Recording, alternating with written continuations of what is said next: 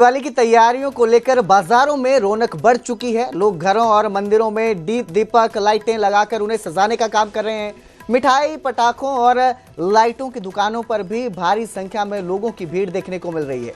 सुरक्षा उपायों को लेकर पुलिस भी विशेष निगरानी कर रही है। जगह जगह नाके लगाए गए हैं। किसी तरह की लोगों को परेशानी ना हो, इसके लिए जगह जगह पर पुलिस के कर्मी जो हैं वो तैनात हैं।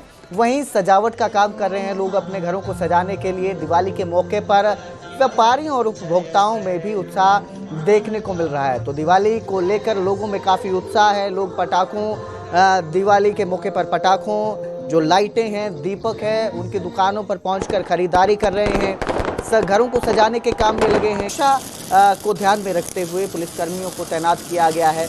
तो दिवाली की रौनक देखने को मिल रही है। हालांकि एक संशय ज़रूर बना हुआ है कि दिवाली कब मनाई जाए, 20 तारीख को या 21 तारीख को, इसको लेकर भी एक चर्चा छिड़ी हुई है।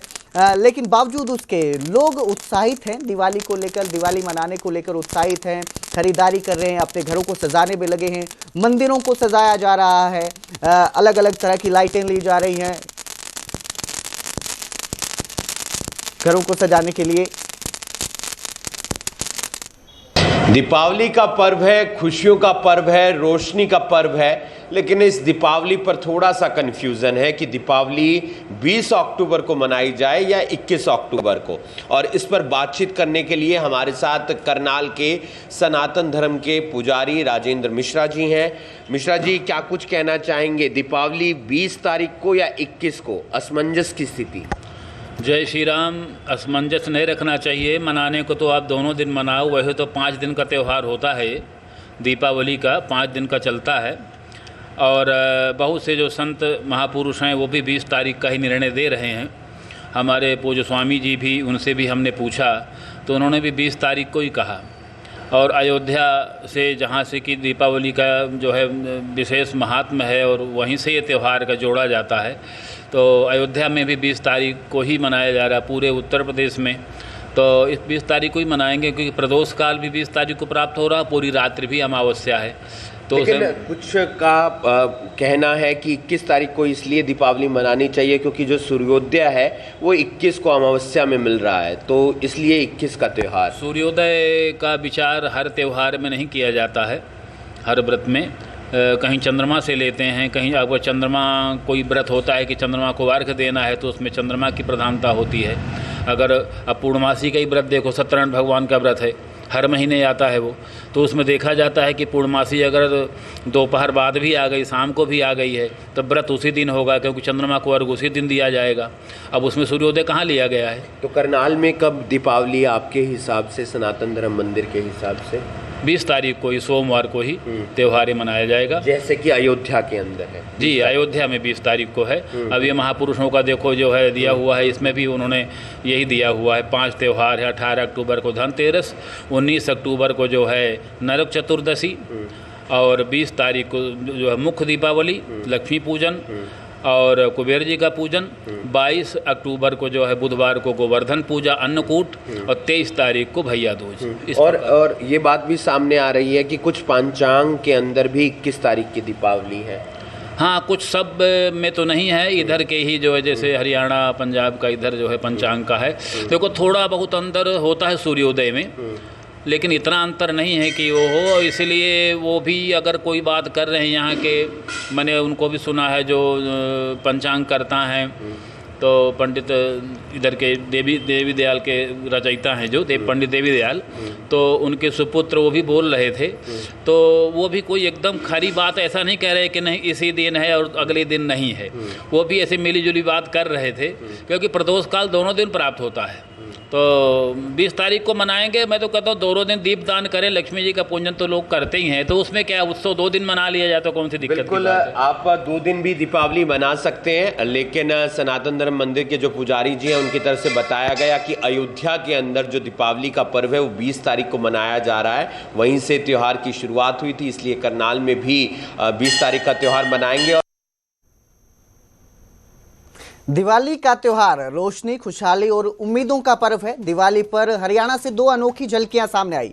अंबाला में किन्नर समाज ने बाजारों में जाकर लोगों को आशीर्वाद देकर खुशियां बांटी, तो यमुनानगर में दिव्यांग बच्चों ने गोबर से बने पर्यावरण अनुकूल दिए बनाकर इस दिवाली को वाकई प्रेरणा की दिवाली बना दिया। आइए देखते हैं ये दो मानवीय कहानियां जो त्योहार की असली रोशनी है। दिवाली रोशनी का त्योहार जो हर घर में खुशहाली का संदेश लेकर आता है। लेकिन इस रोशनी की सबसे खूबसूरत बात है ये सिर्फ घरों में नहीं दिलों में भी जगमगाती है। अंबाला और यमुनानगर से ऐसी ही दो झलकियां सामने आई हैं, जहां समाज के वे वर्ग जिन्होंने अक्सर भेदभाव और कठिनाइयों का सामना किया, उन्होंने इस बार अपनी चमक से सबको चौंका दिया। अंबाला में किन्नर समुदाय ने परंपरा और संस्कृति की उस विरासत को आगे बढ़ाया जो सदियों पुरानी है। दिवाली जैसे शुभ पर्व पर जब घर घर में लक्ष्मी पूजन की तैयारियां होती हैं, तब किन्नर समुदाय बाजारों और दुकानों में जाकर लोगों को आशीर्वाद देते हैं। उनके गीत और नाचते कदम लोगों के चेहरों पर मुस्कान बिखेरते हैं।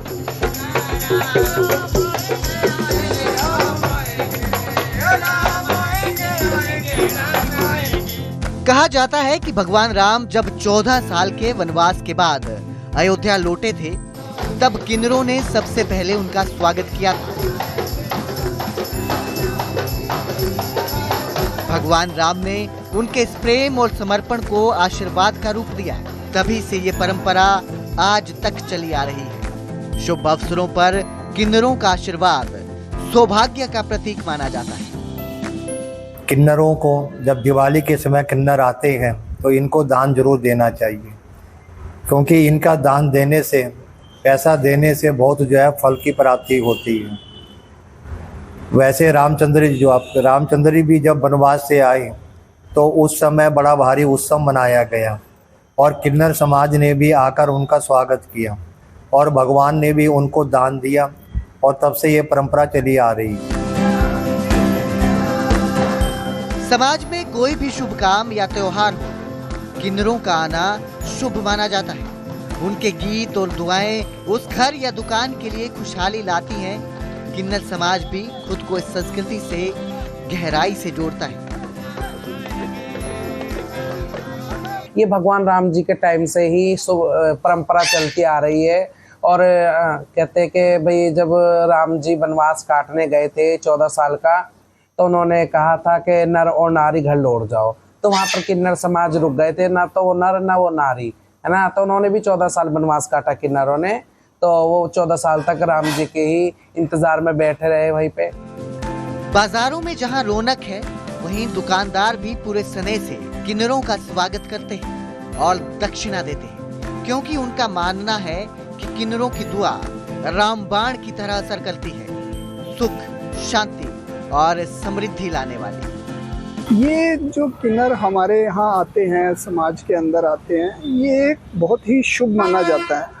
वो क्या है कि भगवान राम जब वनवास से आए थे, तो भगवान राम के आने की खुशी के अंदर जो अयोध्या के अंदर उस समय भी इस समाज का प्रचलन तब भी था और आज भी ये अपनी खुशी को जाहिर करते हुए, नाचते गाते हुए, घूमते फिरते हुए हर दुकान पे क्या नाम है अपनी खुशी मांगने के लिए आते हैं, जो कि दक्षिणा स्वरूप होता है।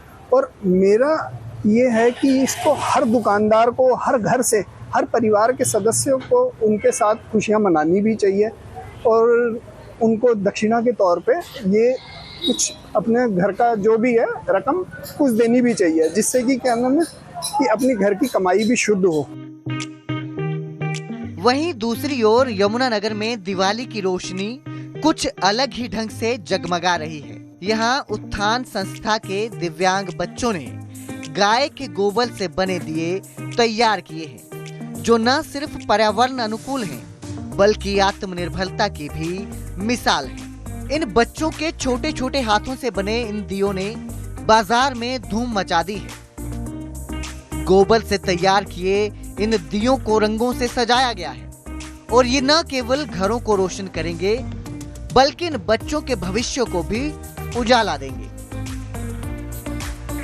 ये बच्चे दिव्यांग वर्ड बहुत अच्छा दिया है इसको, क्योंकि वो दिव्य लोग हैं। मतलब ये ऐसे लोग हैं जिनके पास स्पेशल एबिलिटीज हैं, मे भी कि वो हमारी तरह दिमाग नहीं रखते हैं, मे भी कि उनके हाथ पैर हमारी तरह काम नहीं करते हैं, बट भगवान ने उनमें कुछ ना कुछ टैलेंट बख्शा है और हम सिर्फ उस टैलेंट को जो भगवान ने उनको दिया हुआ है ऑलरेडी, हम उसको उभारने की कोशिश करते हैं। लोग अक्सर समझ लेते हैं कि ये कुछ नहीं कर सकते हैं, और ये संस्था सिर्फ ये काम कर रही है कि इनके अंदर जो भी भगवान ने क्षमता दी है उस क्षमता को उभारने की और इनको अपने पैरों पे खड़ा करने की। संस्था का कहना है कि ये वही बच्चे हैं जिन्हें समाज कभी बोझ समझता था, लेकिन आज ये बच्चे लाखों का कारोबार कर रहे हैं। इनसे प्राप्त होने वाला सारा धन बच्चों की देखभाल और उनके पुनर्वास पर खर्च किया जाता है। दिवाली पर जहां किन्नरों के आशीर्वाद से लोग समृद्धि की कामना कर रहे हैं, वहीं यमुनानगर के ये बच्चे मेहनत और आत्मविश्वास की मिसाल बनकर दिखा रहे हैं कि रोशनी केवल दियों से नहीं, इंसानियत से भी फैलती है। अंबाला के किन्नर और यमुनानगर के ये बच्चे दोनों ने अपनी अपनी तरह से दिखा दिया कि असली दिवाली वही है जहां उम्मीदें जलती हैं, दिल रोशन होते हैं और समाज एक साथ मुस्कुराता है। अंबाला से कृष्ण बाली के साथ यमुनानगर से परवेज खान की रिपोर्ट, न्यूज़ 18 पंजाब हरियाणा।